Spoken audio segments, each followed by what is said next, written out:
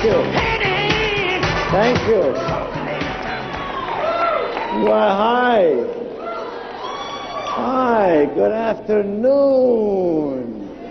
Thank you, David, the one with the eternal suntan. Where do you buy that spray from? Same place I get my hairspray, I bet, huh? It's so nice to be with you again. When somebody asks me what's the nicest thing that could ever happen to you in this world, it is, in fact, to invest your time, to visit with, to be with, to hold hands with, to walk down the pathway of success with winners.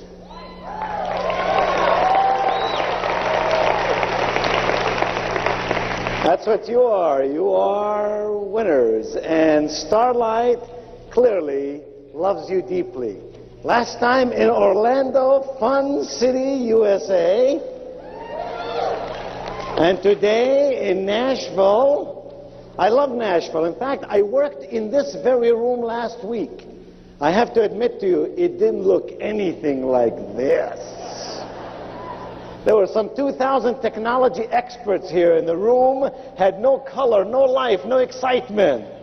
So it's worth it being with you just to look at the scenery and the view and see the touch of Hollywood and everything that you do. And it's much more worthwhile to be with you because of who you are and what you believe in and where I know in my heart you are headed. I love Nashville for lots of reasons. Now, I'm not a country music fan, but I love to listen to country music. And just coming in from the airport, right about 11:30 this morning, I heard a couple of songs, and I got to tell you what they said. They were both love songs. It seems like every country song is a love song. One of them said, "You stole my heart, and you stumped that sucker flat."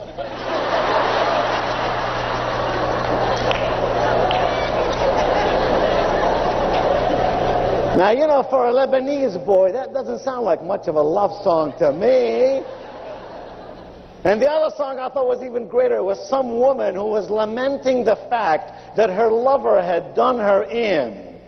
And she said, "I'm in the gutter now, but if I go back to you, that'll be a step down."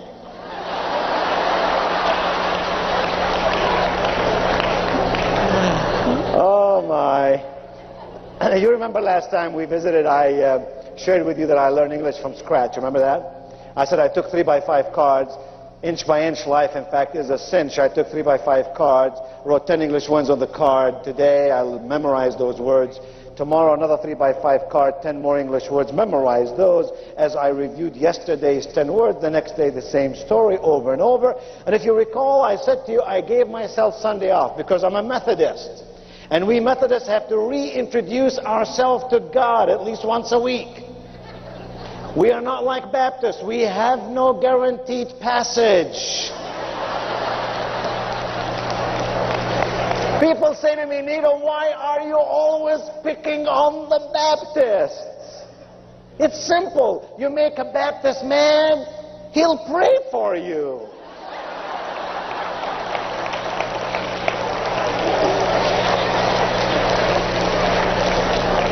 You make a Presbyterian mad, he'll tell you to go to hell.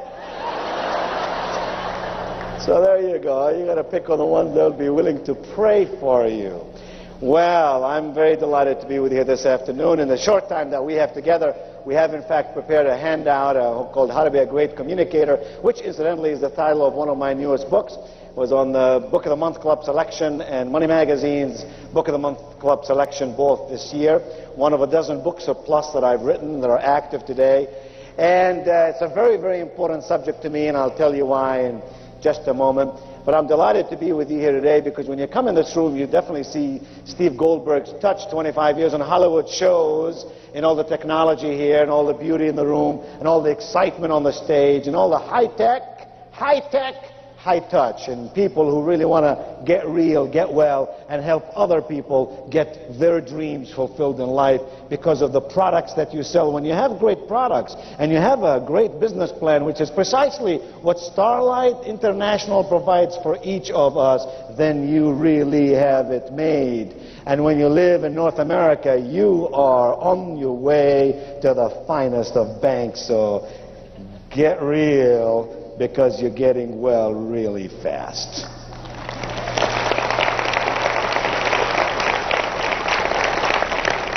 Let me tell you this, the 21st century is going to be unforgiving for the man or woman who is not confident. The 21st century is going to be unforgiving for the man or woman who will not be confident. It is the confident people in our midst who are going to make life worth living, who are going to achieve their goals, who are going to climb up the ladder of success, who are going to have the kind of downlines other people only talk about, dream about. And the question you ought to be asking here this afternoon in Nashville at this wonderful Opryland Hotel, this incredible Starlight event is this: how do I become confident? How do I make sure I am confident? And the answer really is simple. The answer is really, really simple. You see, competence leads us to confidence. I'm not talking about the kind of confidence where it's just rah, rah, rah. You get excited, you holler and scream and stand and run and listen to motivational tapes and smile. All that is wonderful. I do it myself. But it's not enough. The kind of confidence that I'm speaking about, dear friends, is the kind of confidence that comes out of real stuff. Knowing your stuff and doing your stuff and doing it repeatedly so that your confidence really grows out of competence. Somehow when you're good at what you do, you feel confident in your life. Where does competence come from? It comes from knowledge. Don't ever miss one of these sessions. Don't ever pass a copy of the magazine that you don't read or a tape you don't listen to. It comes from skill. Seek the people who can teach you the ropes and learn them well. And it comes from experience. Doing it over and over and over again in the right way, at the right time, with the right people. Knowledge, skill, and experience leads you and me to competence. And competence leads you and me to confidence. And here's the clicker: confidence would lead you and lead me to commitment. That's what we got to do. Make a commitment. In my book called Stairway to Success, I make this statement, and I think it's a clever statement. In fact, scratch that. I think it's embedded with wisdom. Because here's what the statement said: you make a decision with your brain, but you make a commitment with your heart. And then I will take it to another stage and to another stage. So as you stand up in just a moment, the only sound in this ballroom shall be my sound, just giving you instructions what to do next. Now you may stand up, make as much eye contact with as many people as you can, no words whatsoever, just make eye contact, pleasant, smiling faces. Wonderful. You should be able to make eye contact with a dozen people or so. Move around so you can do that. You've done a good job. Now what I want you to do is to meet as many people as you can around you. Just gently shake their hands, tell them hello, how are you? Try to do that. Go ahead.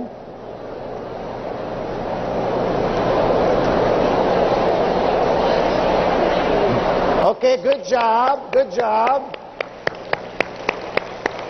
Now then, what I want you to do is those same people you made eye contact with, those same people you shook their hands and told them, how are you? I want you to imagine these are your long-lost friends. These are your childhood friends. You haven't seen them in years. Wait a minute. And now you're going up to the airport or to the train station to meet them. Let them know you love them. Go for it.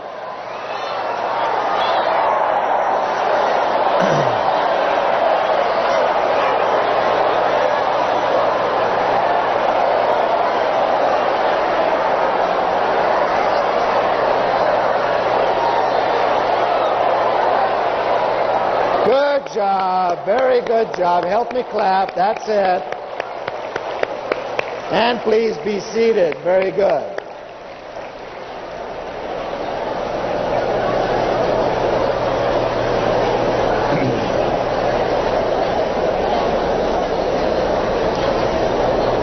It was nice when you made eye contact. Some of you were falling in love. It was nice when you shook hands with others. But it was really, really good, wasn't it? Well, sure, it's easy for you to say that. You're sitting next to a good-looking dude. In fact, she's the one who begged me to do this exercise, you know. She's been writing me letters ever since Orlando. Do this exercise. Well, you know what happened the third time? We went beyond mere communication, beyond mere words. And what happened was we connected mind and soul and body. The essence of the process of effective communication rarely depends on words or merely eye contact. In fact, it exudes connectiveness. And you know how that feels. You know how it feels when you speak with someone and you walk away and you say, that person and I just sort of connected. There was something that pulled us together. I understood his wishes, his dreams, her aspirations, her fears, and he or she responded to me so magnificently, and we connected. And somehow when we connect with people, we no longer have to sell them anything or sell them on anything. Somehow when we connect with people, they sort of stand in line wanting to get what it is that you and I have in our life, because they too want to feel that way. So really the magic is in our ability to connect, not just to communicate, to persuade, not just to sell. Now I'm going to work you through the workbook. This will be a work session. So if you have your workbook, you should now have it opened up to page number 1. And page number 1 should be titled The 7 P's of Selling. And I hope that you will write some things down. Let me tell you why. The palest ink is better than the most remarkable memory.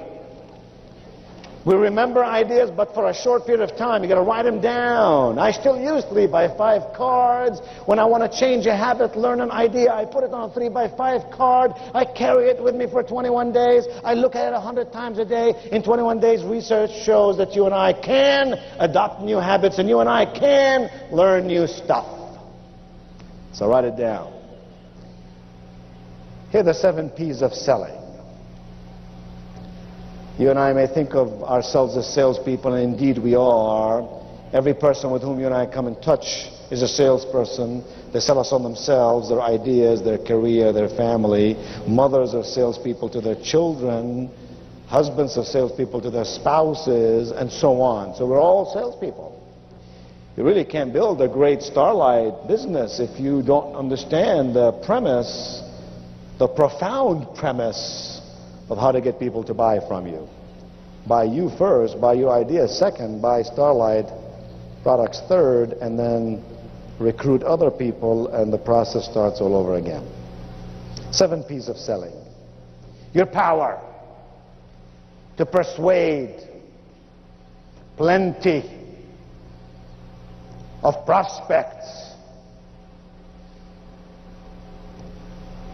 to purchase your product at never a price, heaven forbid, never a price. Anybody can sell anything for a price. This is America. America's built on profit, no beautiful stage. No profit, hamburgers for lunch. No profit, we will not be at Opryland. It'll be days in all the way. Gotta have profit. Profit is a wonderful word. Your power to persuade plenty of prospects to purchase your product at a profit. And by that I mean not only to recruit enough people to come onto your team, but I also mean selling Starlight products ultimately at retail to customers. That's really what will build the business beyond imagination here, border to border, coast to coast, and countries beyond. If there were an 8th P, by the way, to that definition, what might it be? Somebody guess. Yes, all these are good words. What? Very good. How about the word persistently? Does anything happen in this world if you don't really work at it persistently? Persistently, that's the key. If we're going to make something happen, we're going to make it happen day in, day out. I have a great sales manager friend of mine who lives in my home city of High Point, North Carolina, the furniture capital of the world. Whereas I speak to you today, some 80,000 people have come to our city from over 70 countries around the world. Furniture dealers and such to see the new furniture so they can sell it to you. Anyway, in my home city of High Point, North Carolina, this great sales manager friend of mine gathers his salespeople every Monday morning and he says, salespeople this morning and today, when you go out calling on prospects, I don't want you sticking your foot in the door. I want you to stick your head in the door. That way, if the customer slams the door on your neck, you can keep on talking.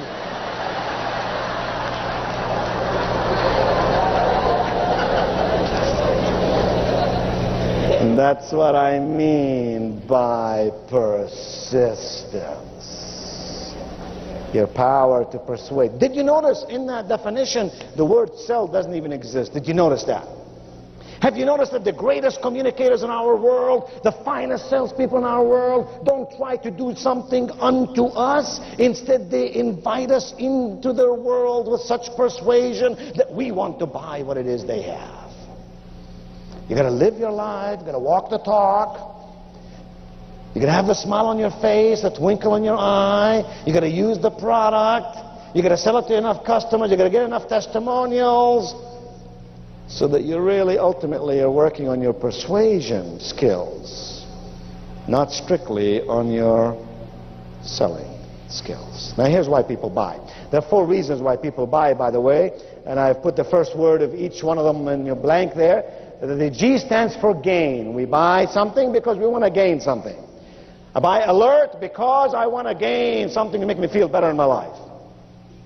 The G stands for gain.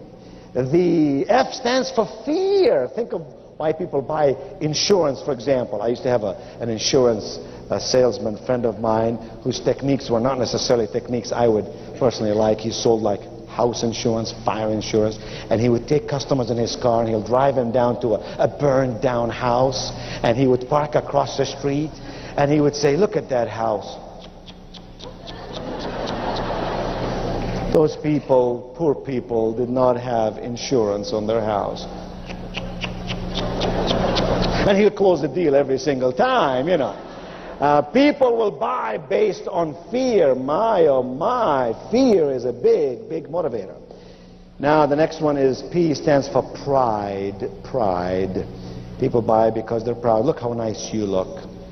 Look how pretty you look. How nice your hair looks. How nice your clothing looks. Why do you do that? You need clothing just to feel warm, or you need clothing so you don't get arrested. Why do you take all this time to look so nice? Because you're a proud person. That's why. I'll bet some of you, you know, if we looked underneath that clothing, you might have a ragged underwear on. No, not the ladies, no, because the ladies, their mother told them never leave the house. What if you were to have an accident? You'll embarrass the whole family. Am I right?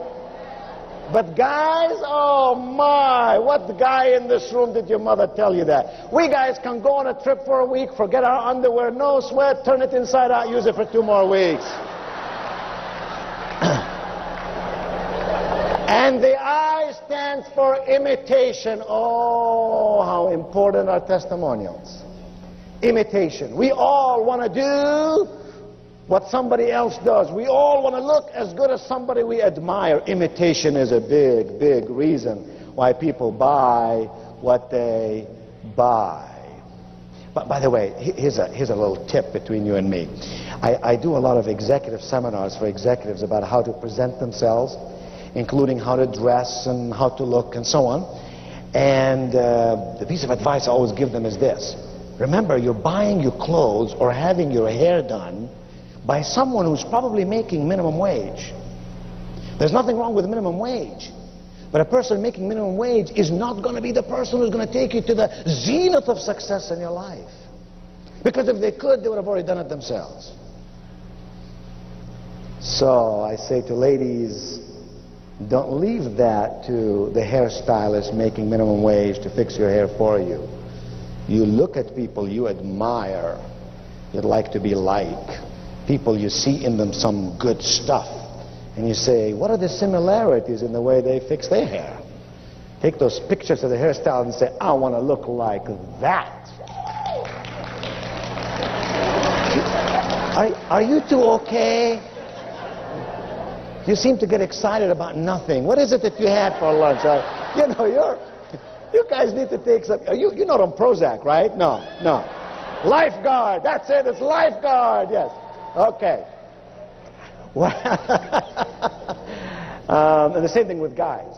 You know, sometimes we'll buy our clothes from someone who's making minimum wage when we really need to listen to someone whom we admire and say, I want to be like that person, because that person has already charted the course of success. I've already walked it, already found where the potholes are. I want to learn from someone who's done it. Difference between a failure and a success: the failure says, can I do it? The success says, how can I do it?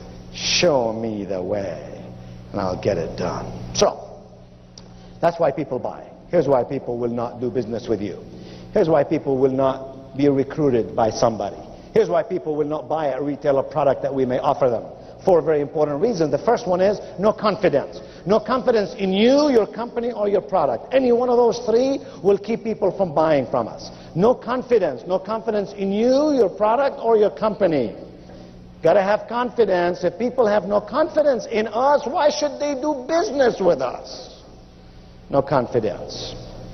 I already said confidence comes out of competence. Here's the second reason: no need.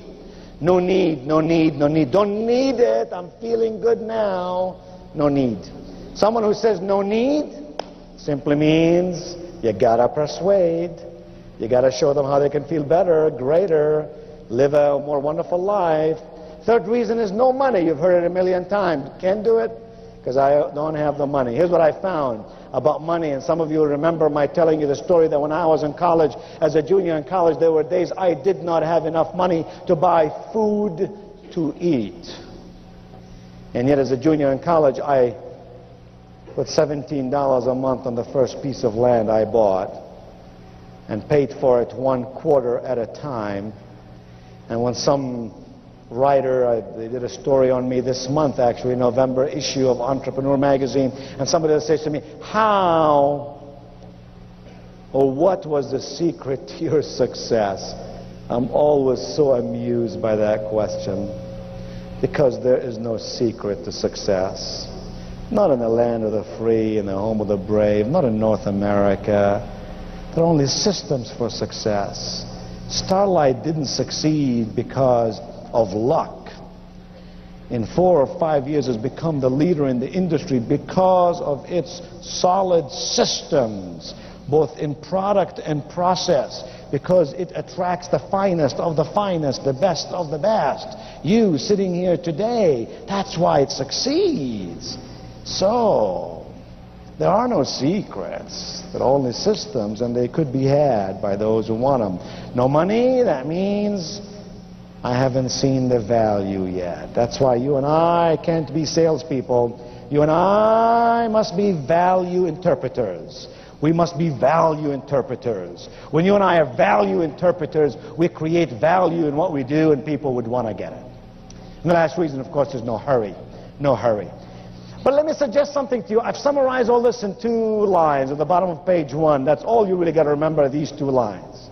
Now, don't get mad at me when I tell you this, but it's the truth. The truth is, the only reason someone will not do business with you or business with me is for these two reasons, nothing else. This is a whole sales seminar summarized in 2 lines. Reason number 1, they didn't explain it right. Or in this case, we didn't explain it right. You did not explain it right. Because had you explained it right, they would have wanted to do business with you. They would have been recruited by you. They would have joined your team. They would have bought the products at retail. You didn't explain it right. You didn't touch their hot button. You didn't find what turns them on, what tunes them in, and what tones them up. Here's the second reason. They didn't believe you. They didn't believe you. You explained it right, but they didn't believe you. You got to explain it right, and you got to make sure they believe you. I don't know that I have time to tell the story, but I can't resist. Would you like to hear this wonderful, terrific, incredible story? Okay.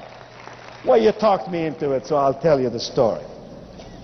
I want you to imagine this now. Imagine on a Saturday some years ago, this was back in the early 80s. Sit back, relax. It'll take me 7 or 8 minutes to tell the story. It's a wonderful sales story.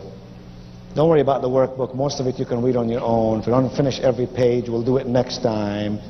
Life is not a matter of quantity, it's quality that counts. So here's the deal. It was Saturday. I had blue jeans on, t-shirt. Hard to imagine me with t-shirt and blue jeans, isn't it? I drove my car over from High Point, where I live, to a neighboring city called Greensboro, North Carolina. Well, good, then this story is going to mean something to you. I drove into a place called Pickard Imports, a car dealership that sells Mercedes and Volvos. I got out of my car, walked into the showroom. There were 7 salespeople there, all standing by the wall. Nobody bothered to talk to me except this one young salesperson. I could see all the other salespeople thinking to themselves, this young guy can't really figure out a good customer. He's obviously new. He's obviously inexperienced. And they were watching his activity. He came over to me and he said, hello, sir. How may I serve you today? I liked him already, because most people say, can I help you? No. Do I look like I need help? No, I don't need help, but serving, maybe I need something. I said, oh, well, I'm just looking around. He said, sir, let me just ask you a question. He said, sir, what model Mercedes do you own now?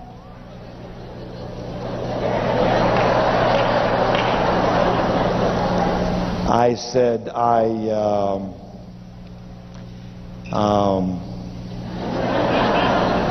ain't got one. He said, that's funny, because you look like a man who would and should have one. I was falling in love with the guy right there and there. He took 27 minutes to show me every model on the floor, let me kick all the tires I wanted to kick, showed me a 7-minute video, told me why a Mercedes is a car of style. It's not ostentatious like maybe a Rolls Royce might be in the city in which I live, how Mercedes would last forever, how Mercedes would be a great write-off. In 83, 84, we could ride over 7 years and then get another one. And at the end I said, I thank you very much, and I began to leave. He looked at me with pad in one hand and pen in the other and said, sir, may I have your name, please? Wow. A guy with a pad and pen is expecting some stuff. You better give him the stuff. I said, sure, my name is Wayne. And watch to see what he's going to do. A dumb salesperson would say, mister, would you repeat it? I'd say, sure, my name is Wayne. A smart salesperson would say what? Would you spell it for me, please? I said, sure. I couldn't have said, yeah, it's Q-U-B-E. He would then know that I am a foreigner, right? No. So I said, sure, it's Q-U, B as in boy, E-I-N as in Norman. He put it down. It wasn't but 2 days later he called me up. He said, Mr. Qubein, gotta tell you, Mr. Qubein, we just got the car you're looking for. Now go back to 83. That was a 450 SEL. He said, metallic blue on the outside, navy blue on the inside. It is a beauty. And he said, Mr. Qubein, or Mr. Qubein, I'm dying to show it to you. I said, dear friend, I'm a very busy man. I travel some 150 days a year around the world. I have no time to really come over and look at a car. He said, Mr. Qubein, just maybe I can bring the car over to you. I said, 3:30 today, I'll be glad to see you, but remember, 3:25, you're going to be 5 minutes too early, and 3:35, you're going to be 5 minutes too late. He said, 3:30 it will be, and by golly, 3:30 it was. And it was obvious to me that his manager did not trust him, because he came right along with him. Showed me the car, let me drive it around the block. I fell in love with this machine, and I wasn't even going through midlife crisis. I took him to my office and I wrote him a check. In 83, that was $42,000. Same car today, $120,000. He picked up the money, he walked out of my office, he went into the lobby of my office. There were 4 secretaries there, strategically located, one in every corner. In a voice everyone could hear, he looked to me, he said, Mr. Qubein, I admire you. I waved to all my secretaries to stop working, start taking some notes.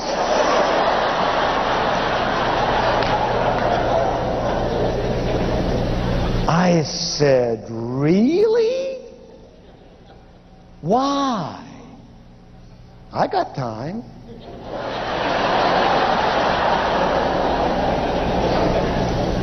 He said, Mr. Qubein, it's not every day I work with a person who's a business person like you. I know what you did today. You did not spend your money. You invested your money in something very worthwhile. I know what you're going to do. You're going to drive that car around. You're going to feel safe. That's number 1. You're going to feel good. That's number 2. You're going to live in style. That's number 3. Oh, Mr. Qubein, I know. You're going to put this car on business. You will depreciate this car over 7 years. Oh, he said, what America needs are more refugees like you.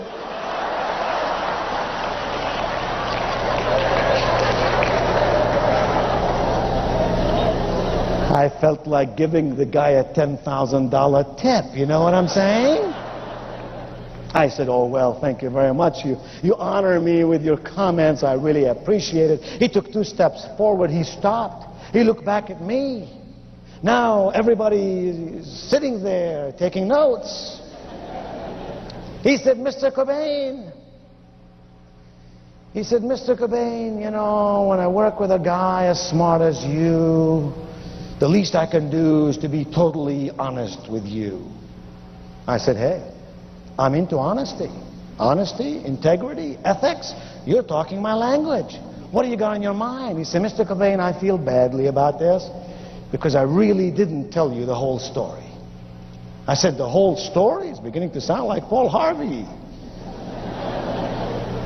I said, what are you trying to tell me? He said, well, you see, he said, Mr. Qubein, I don't know how to tell you this, but this car comes in a set.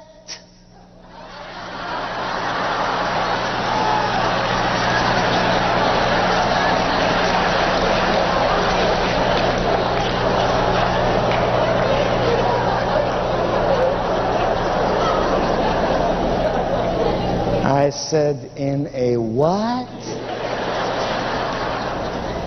He said, you heard me correctly. When those German engineers made this machine, They made it with such precision, they never intended for it to be parked in your garage all by its lonely self. I said, I don't want anyone or anything to be lonely. Now we got a problem.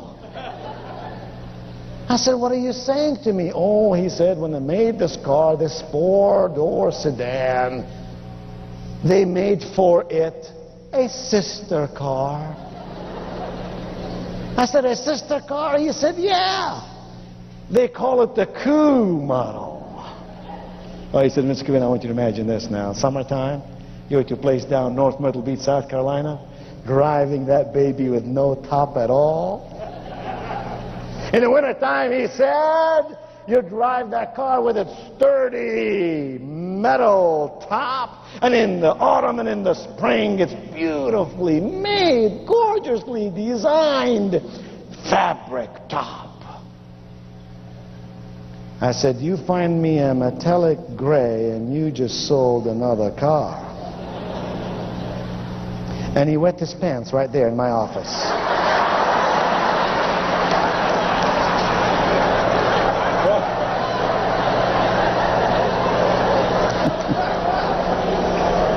We built a little glass house over the spot there. And we put on it, if you want to be successful, you got to get real and get well, man.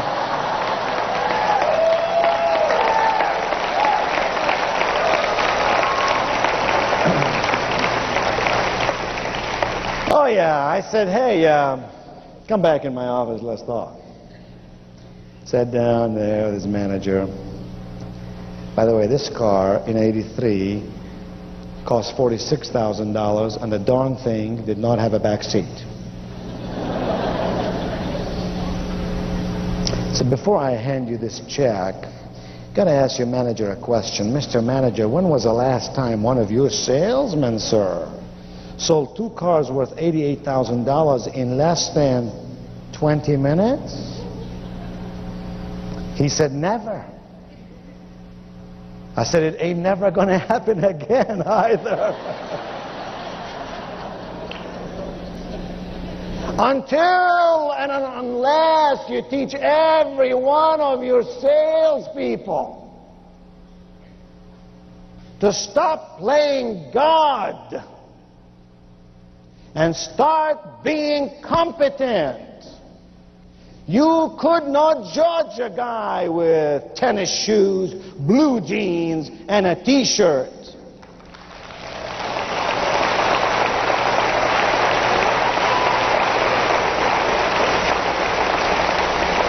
What you got to do, I said, is teach your people how to qualify human beings, because when you least expect it, they'll be the biggest recruit. When you least expect it, they'll be the biggest retail customer. When you least expect it, someone in your downline will wake up and start smelling the roses.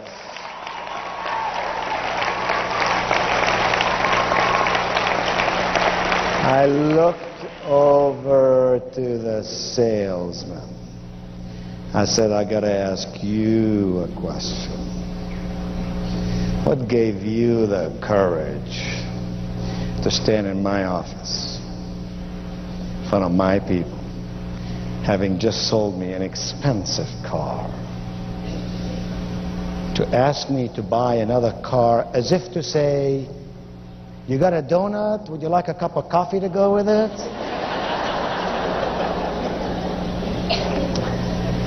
He said, Mr. Qubein, since I saw you on that Saturday afternoon, I have done nothing but check you out.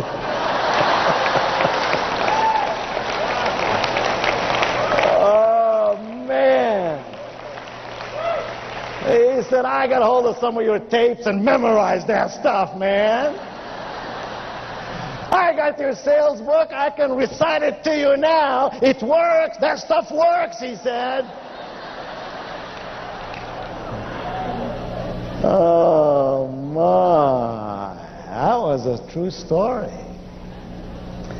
I was in '83, and I've never driven another car since. I exchanged the cars every 2, 3, 4 years.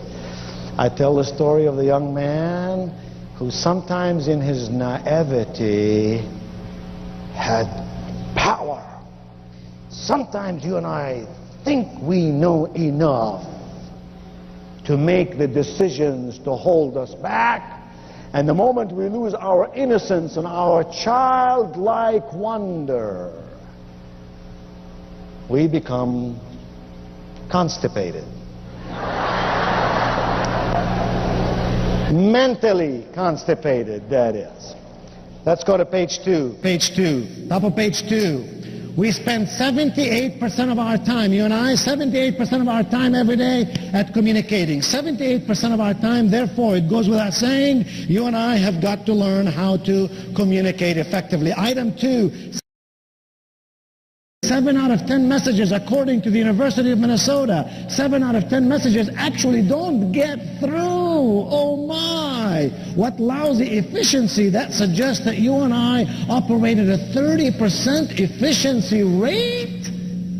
When time is the only inventory that you've got, it's the only thing in your life you cannot replenish, is time. We ought to use time like it's the greatest of all treasures, because none of us can make more of it. 30%, University of Minnesota says, efficiency rate for most people at communication. Here's what they're really saying, item 3. Basically, 70% of one's communication efforts, 70% of one's communication efforts get gargled somehow. They get gargled. By that we mean A, B, C, D. A, they get misunderstood. You say something and somebody misunderstands you. When my son Ramsey, who's 17 now, was about 2 or 3, and I left for work in the morning, I told him, I said, Ramsey, you've been giving your mom a hard time, and if I come back tonight and your mom says that you are a naughty boy, I, as your father, must spank you. So don't misbehave. Came back in the evening, and my wife made a point of telling me in front of him that Ramsey was a naughty boy, and I called him over here and I said, Ramsey, remember the deal we made this morning? We made a little covenant, you and I. If you don't behave, I have to spank you. Now, I want you to remember something. I'm your father. I love you. I get no joy out of spanking you. The only reason I'm going to spank you is because I love you so much. And then I let him have it on his derriere 2 or 3 times. I'll never forget, as long as I live, as this 3-year-old boy looked up at me with tears coming down both of his cheeks, as if they were pearls tumbling down this youthful valley. Were pearls tumbling down this youthful valley. And he said, Daddy. I said, yes, Ramsey. He said, Daddy, I don't want you to love me anymore.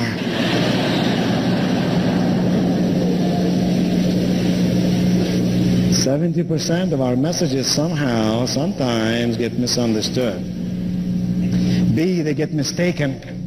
Mistaken, we mean one thing and they mistake it for something else. C, they get missed. We send somebody a message, they never get it. And D, they get messed, as in messed up. They get messed up. By that we mean someone takes a message for you, they write down the wrong number, you can't call the person back, it gets messed up, opportunity lost. Here's what you and I have to do if we're really going to become good, solid communicators. We have to apply the slow method, S-L-O-W. The S stands for speaking. Speaking, not talking. Keep in mind, please keep in mind, you can talk about last night's ball game or today's ball game or tomorrow's weather, but if you're gonna say something about the starlight opportunity, you gotta think first. Design your words like an artist would design his or her work. And frame it in a way that the receiver would find in it value, inspiration, benefit. That's why we say speak, not just talk. We talk too much and we speak too little. I'll give you a couple examples. For example, how many times have you heard someone say, I love you more than you'll ever know? You heard that before? Why do we say stupid things like that? I mean, if you love me, go ahead and tell me how much you love me. Why are you teasing me so much? It makes no sense to me. How about when we say to someone, if I told him once, I told him 1,000 times. Like, he the dummy. No, no, no, I the dummy. Because if I told him once and he didn't get it, and I told him twice and he didn't get it, and I told him 3 times and he didn't get it, maybe there's something wrong in the telling. How many times have you heard someone say, let me be honest with you? What's the alternative? Any of you remember the old Geritol commercial?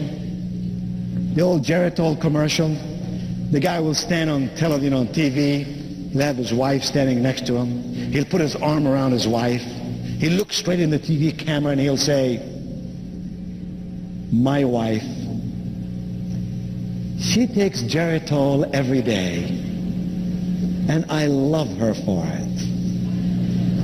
I don't know about you. I used to worry about this woman. I'd lie up at night thinking, what if she stops taking Geritol? Who's going to love this woman?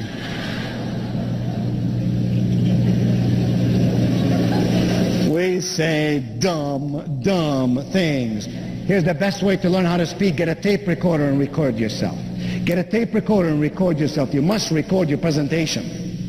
And you must listen back to it. And you must ask questions like these. This person on this tape recorder, me, does he, does she sound like they're intelligent? Do they sound persuasive? Do they sound honest? Do they sound passionate? Do they sound informed? Do they sound successful? And if not, why not? And if not, what must they do so they will feel all these things?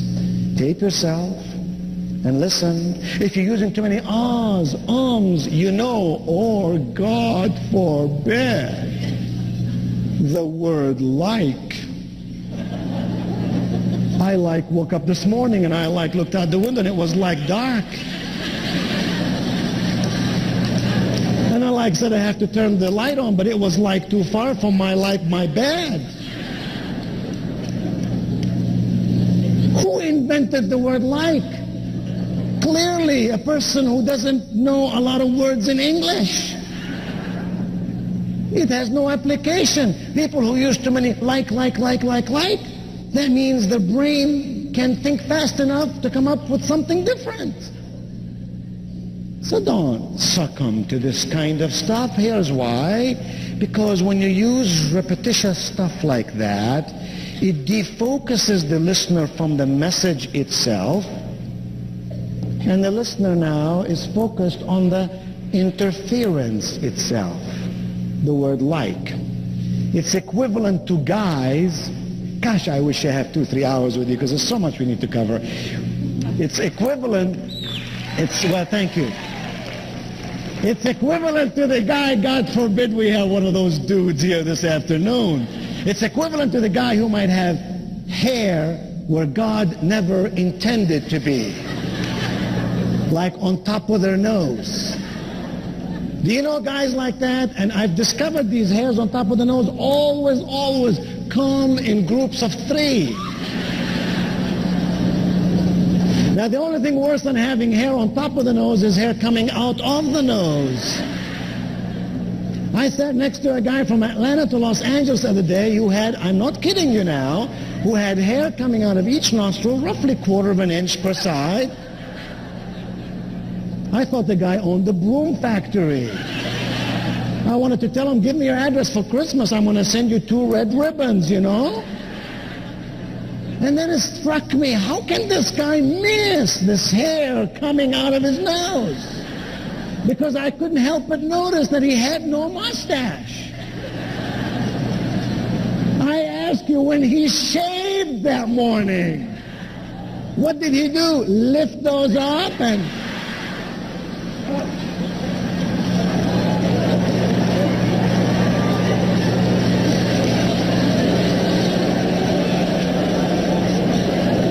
Now that is called interference. And when you got interference, you can't connect. You ask the question, does he have a partner in his life who could have pointed him to the hair? The point is, when you use words like, or you have some visual stuff that interferes, it robs you of your power of persuasion. So that's how you learn how to speak. You record yourself, you listen to yourself, you improve, become more persuasive. The second one is listen. I'll tell you the best way to learn how to listen. This is such a simple technique, but it's so powerful. Here's what you do. When you watch TV or a video, mute them and out loud repeat what they just said. The first once or twice you do that, you'll become very frustrated because you say to yourself, heavens, I can't even repeat it. But don't give up. Put the sound back on. Listen to one more sentence. Mute it. Repeat it. In a matter of 2 minutes, you'll become an outstanding listener. Here's why. Being a great listener does not come from your mother's womb. Being a great listener is not a talent reserved for the rich or the powerful or the good-looking or the smart. Being a good listener comes to those among us in this ballroom today who focus on listening. And you know how you focus on listening? When you determine in your heart and your soul that this person with whom you're speaking is a creature of God. If this person is a creature of God, he must be important. And if he or she are important, they deserve to have me pay attention to them. It's simple. The O stands for observing. Not just seeing, but observing. 95% of the people who will meet you or me will make an impression of you or me in the first 30 seconds they meet us. Is that fair? I think not. Is that what happens? Indeed. So I have a choice. I fight the world in its ways, or I survive and thrive and excel in spite of its ways. I seek not to waste my time on that which cannot be done.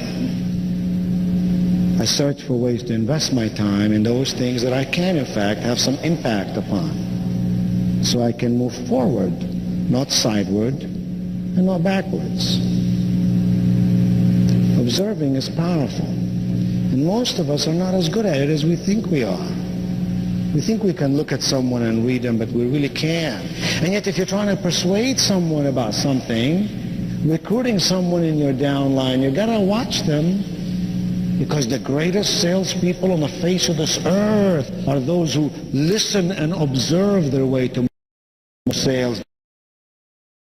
I say, an observation is an interesting technique. Let me ask you to do something for me. Take your right arm, stick it ahead of you like this, index finger and a thumb, make me an O like Campbell, alphabet soup, O, very good. Now if you will please, do exactly as I say, do as quickly as I say, do it. Do exactly as I say, do as quickly as I say, do it. Do exactly as I say, do. I have to repeat the instructions 3 times in case there's some Democrats here.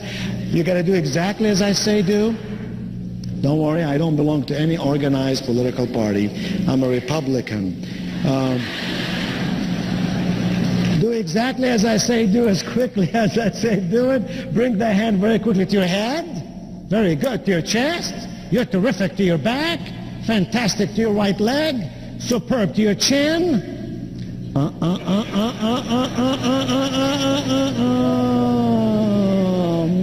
oh my. My, oh my, oh my. I said to your chin. I noticed a couple of guys here. One of them looked over to the other one and said, hot dang, I got this one right. I had one guy in a seminar one time for 10 minutes, had his hand on his cheek, would not move his hand. I said, sir, I said to your chin. He said, this is my chin.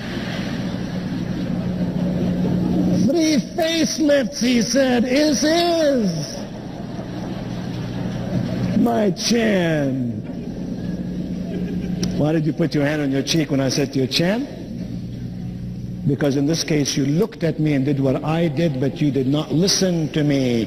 It's called congruent behavior. We've got to listen, we've got to see, and we've got to speak, much like an orchestra can bring together 30, 40, 100 different musicians, each playing his or her instrument, but together making an incredible philharmonic sound that we're enamored by.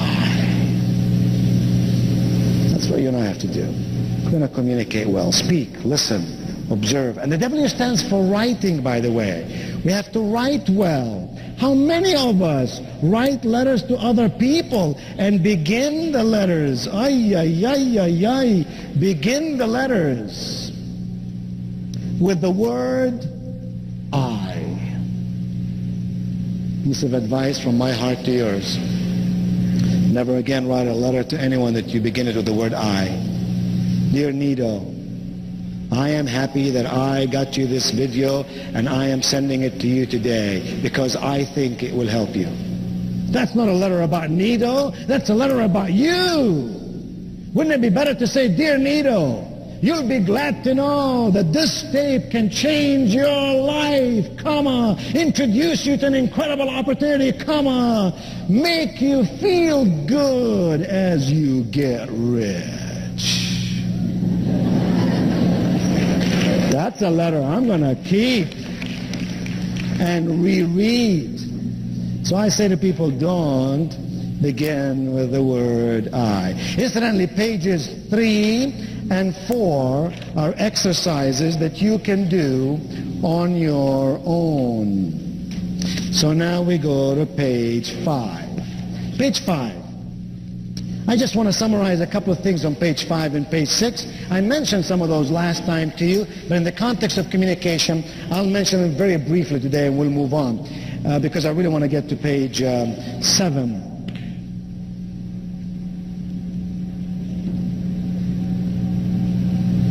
Let me, it just occurred to me that I'm not being very honest with you. And so I got to be very honest with you. And this is serious. I have to be out of here today by 3:30. And I haven't even told Tony this, but I felt like you and I get along so well that I really haven't opened my heart to you completely. So I'm just going to say this in 10 seconds and move on. Not to bring any bad news this afternoon, but since I like you and I think you like me, then you need to know what's going on in my life. Since I've seen you last, regretfully, my wife has been diagnosed with breast cancer. And in the last 2 months, my life has been turned upside down. And we have 4 children at home. The youngest is 8. I know, you're surprised. But you shouldn't be.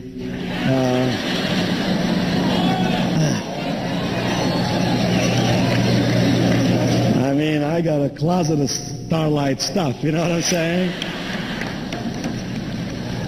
Anyway, it's hard when you have 4 kids at home who struggle with their mom, struggling with breast cancer. She has lost all her hair, and she did go through 3 operations, and she's doing chemotherapy, and it's very traumatic, and I'm not staying away from home overnight. So I flew in this morning, and I'll fly back out in a few minutes. And I say that to you because well,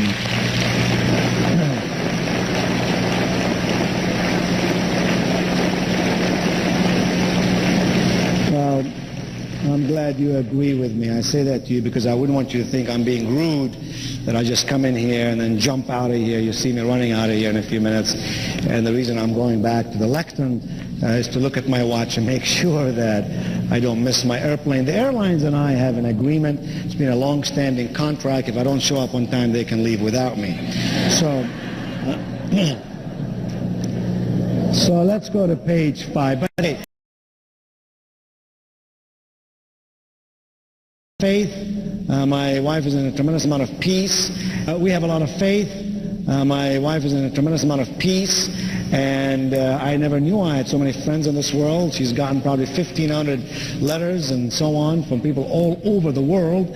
And so many telephone calls, we had to hire extra people to handle just telephone lines. And I didn't take phone calls the last 2 months because I've just been so busy with other matters.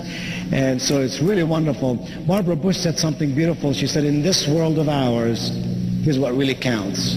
If you got faith, you got your family, you got your friends, you got it made.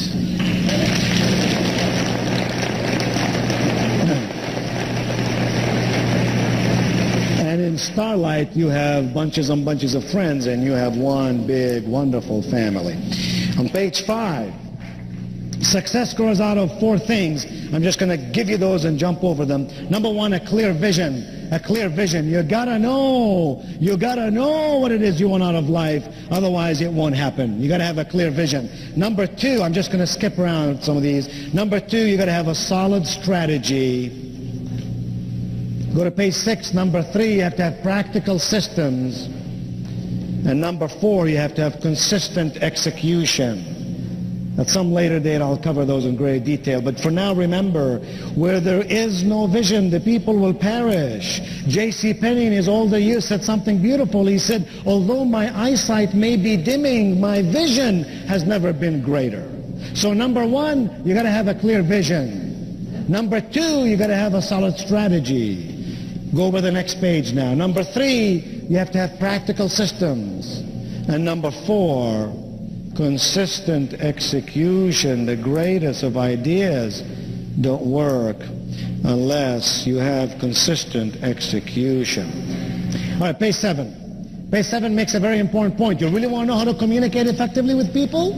You really want to know how to recruit more people? You really want to know how to get more retail customers for your wonderful Starlight products? Here's the answer. It doesn't matter how much you know. It doesn't matter how much you know. It doesn't matter what it is that you can do. You know why? Because both of those are minimum requirements. If you didn't know a lot and you couldn't do a lot, you wouldn't get paid for doing it. Big deal.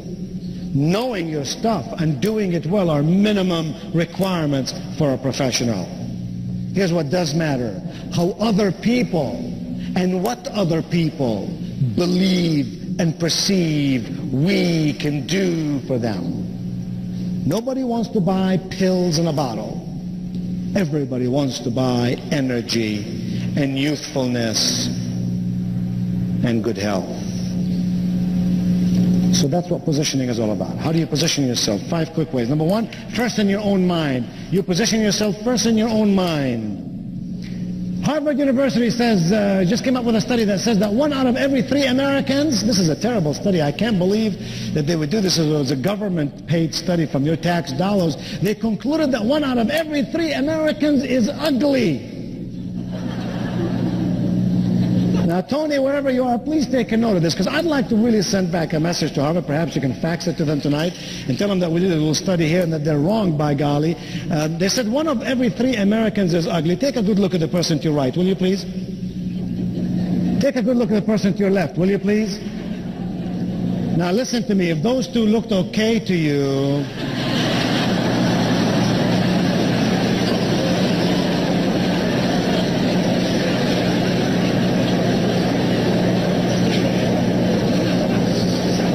Okay, forgive me, that was silly, I admit it.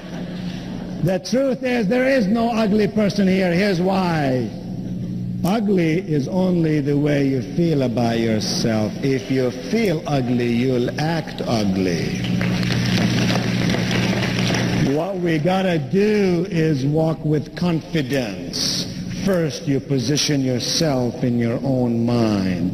As a person thinketh in his visceral, the Bible says, so is he, so is she.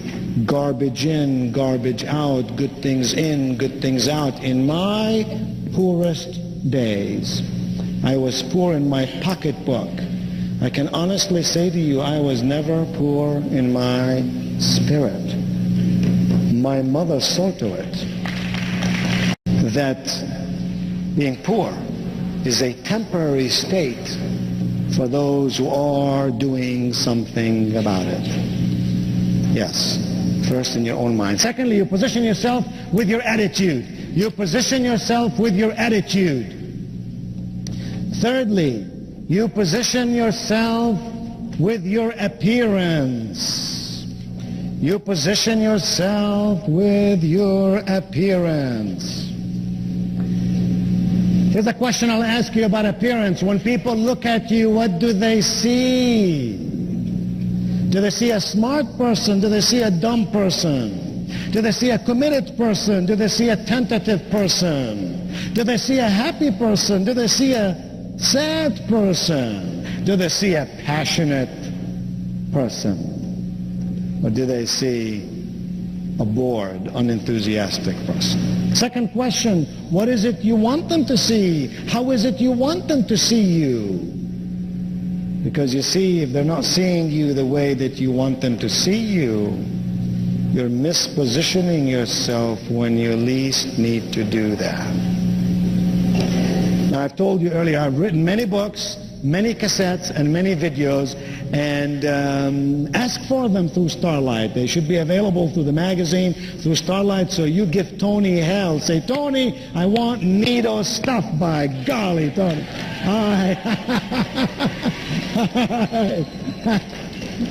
All right, Tony.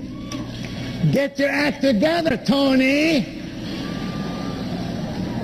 Okay, I have wonderful materials. I really do, and I'll tell you why. Because every book I've ever written and every cassette I've ever recorded came from my experience in life. I don't go to the library and research stuff. It came from the experience of an immigrant who came to America with nothing in his pocket, no language on his tongue, and no connections to open any doors for him. And by working hard and smart and by the grace of God and good friends that I hung around, I was able to build something in my life. It's those strategies that I learned that I expound upon in my own material. Let me tell you something.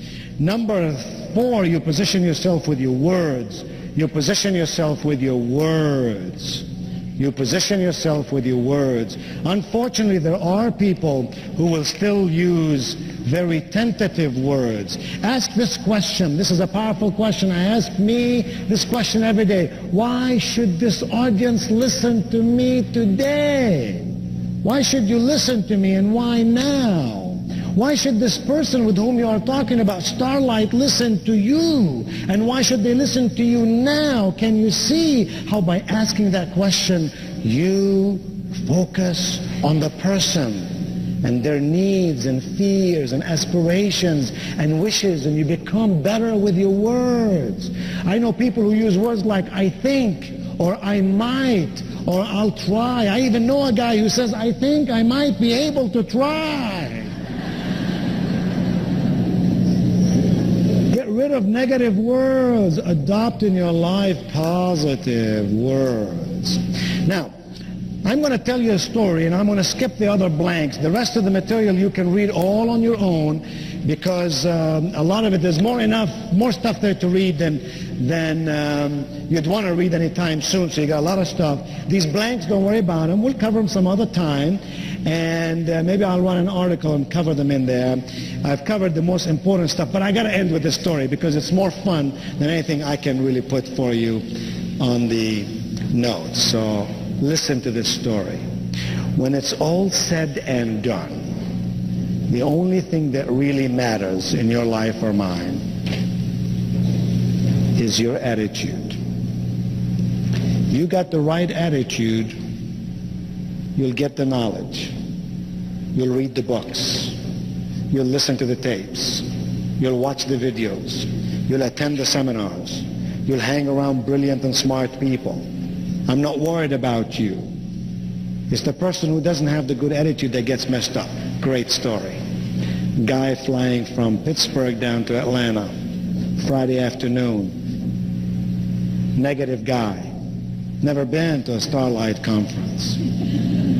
Complaining about everything. Life and living. God and the angels. The president and the economy. His wife and his children. His work and his company. Everything he was complaining about. They served dinner on the plane. Dinner wasn't much. It was a sandwich. Everybody ate the sandwich, and thank God Almighty that we had something to eat in this country, but not this dude. Oh no, not this dude. This dude reached out to the little bell above him and he went ding, ding, ring, ring, ring, ding, some more till the flight attendant came running down the aisle. Sir, she said, is there an emergency? Is there a problem? Can I help you in some way? He said, yes, ma'am. He said, this is a bad sandwich. Flight attendant picked up the sandwich with her left hand, looked at it, and she went, bad sandwich, bad sandwich.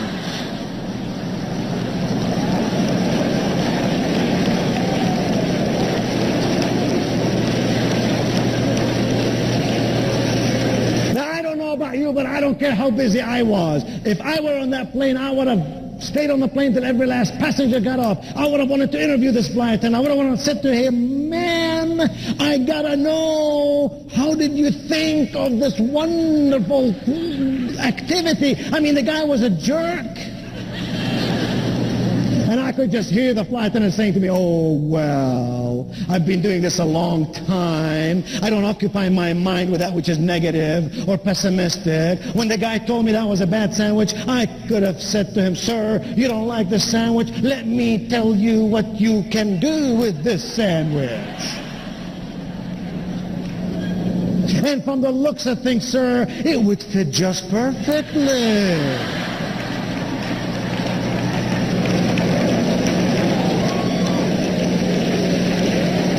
I can hear her now saying, oh, had I done so, I would have dragged my way back to the galley. And the people, my friends, my colleagues would say, what are you so mad about? And I would say, oh, God, I hate this job. Thank God it's Friday. I can't wait till I retire. I've had it up to here with all these dumb passengers. Instead, can't you just see what she did? I could just hear her say, oh, man, sure, I could have told him to stuff the sandwich. I could have told him, if you don't like this airplane, sir, we don't need your business anymore. And if you don't like this flight, no sweat. Do you see the exit sign over there? Instead, she was going back to the galley, running, having a difficult time holding back her laughter. And when her friend said, what in the world is the matter? She said, you won't believe what I just did. And her friends would say, what did you just do? And she'd say, I just beat the hell out of a sandwich.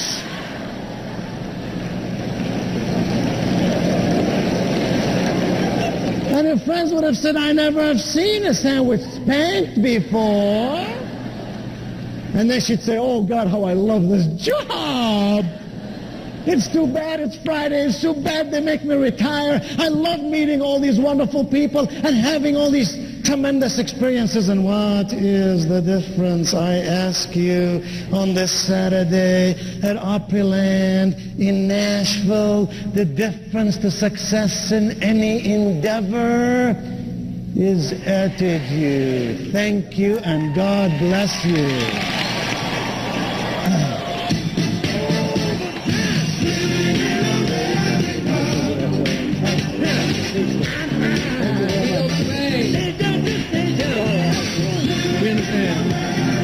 Thank you for being here.